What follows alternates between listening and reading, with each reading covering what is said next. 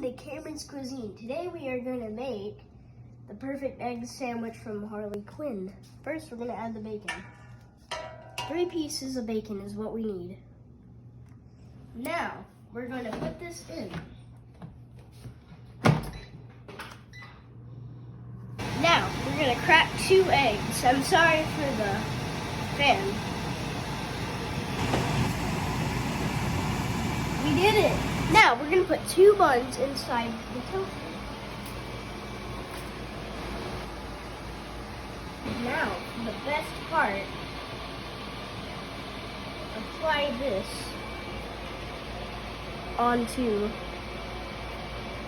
your thing. It takes a little second, but you can get it in some sort of way. Okay, now after you get the cheese and egg on it, now you are going to put hot sauce. 1, 2. That's how many hot sauce you need. Now you're going to add your 3 pieces of bacon, like this.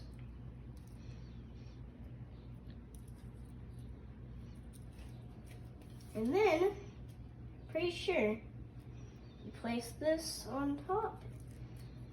And it looks kind of big, so we'll fix that.